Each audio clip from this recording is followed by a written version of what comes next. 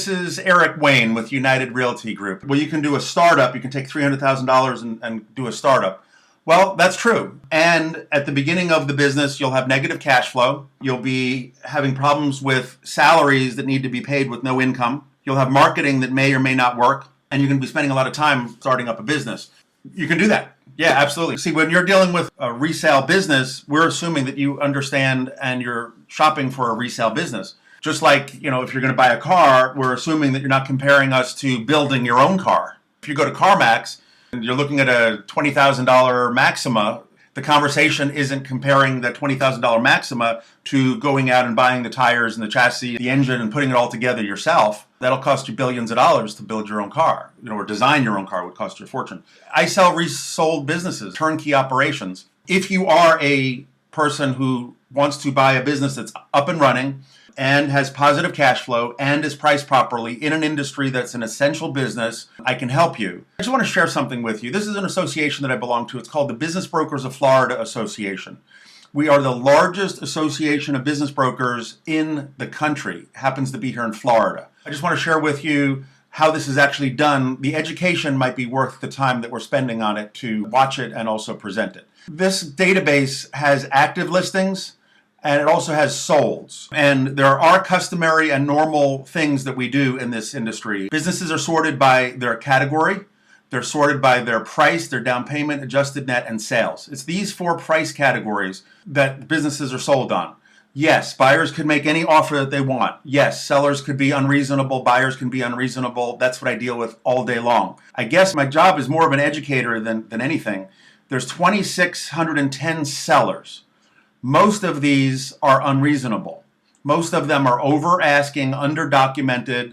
They don't have their profits on the tax returns. There's all sorts of problems with this. And it's my job to try and sell these businesses. The way that agents know what is right and what is wrong is I look at the solds.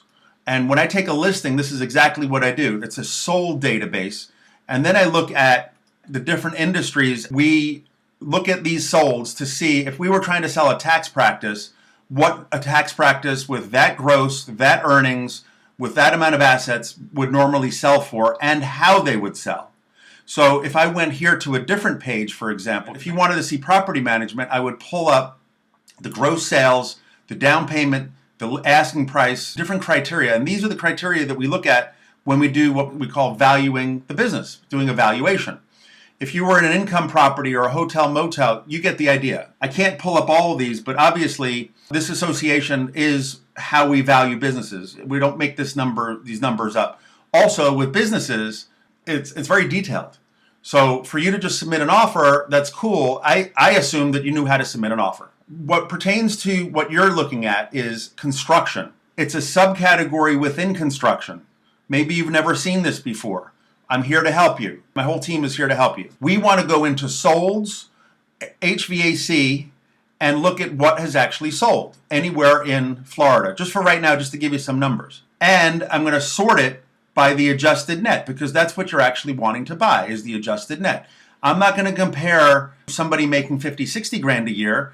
I'm going to want to compare. So there's 190 of them that I can use as comparables. Comparables mean businesses that are similar to the business I'm trying to sell. Just like if I was trying to sell a house. A 4-bedroom, 3-bath on this street with this size lot on the lake with a pool, I should be looking for a comparable with a pool with a lake this size recently in the subdivision. And then I get an idea as to what other people have been able to get mortgages for, what it was appraised for, what it actually sold for per square foot, for the acreage, whatever.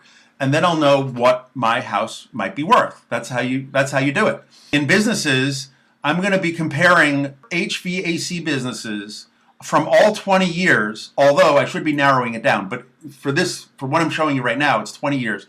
In this range, right? He's like 380, something like that, under 400 in profit.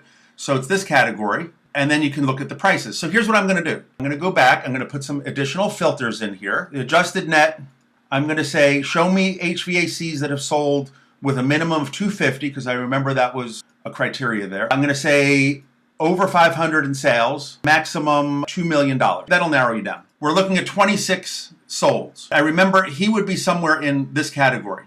Where's the sold price? The sold price is this line over here. The down payment is over here. Third column from the right, fifth column from the right is the sold price. So fifth column for these earnings, 300, it's selling for $1 million. 333 sold for 1.3 million. 363 sold for 500. 364 sold for 180. 450. My guy is at 289. You're getting a half price, a third of a price of what it should be. The multiplier, the way the businesses are valued, it's a multiplier of the earnings. That's how they come up with asking prices. My guy is below where he should be, and he wants to get paid. He has no interest in hanging out for hiring people and staying on for a year. He'll stay on if you want to work an employment agreement, but you have to be reasonable with what these guys, they invest 10, 20, 30 years in building a business. They're not looking to walk away from it for a very small down payment. That's how it pretty much works. And I can tell you multipliers to what the value is.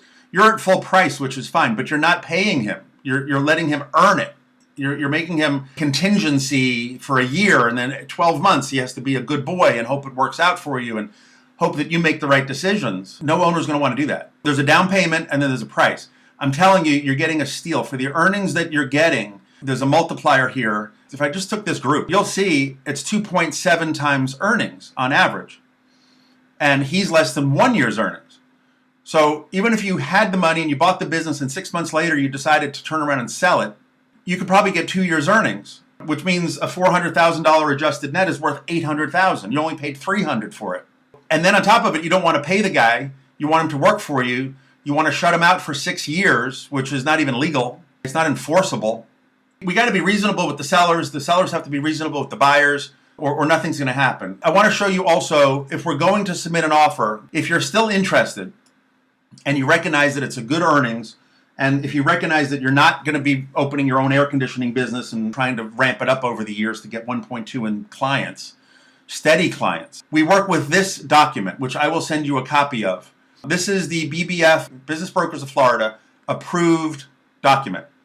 It talks about the effective date. It talks about the deposit, when the closing will be. It talks about representations of the buyer, representations of the seller, the due diligence period, which is generally 2 weeks, not a year. You're asking for like a year due diligence before you want to pay the guy.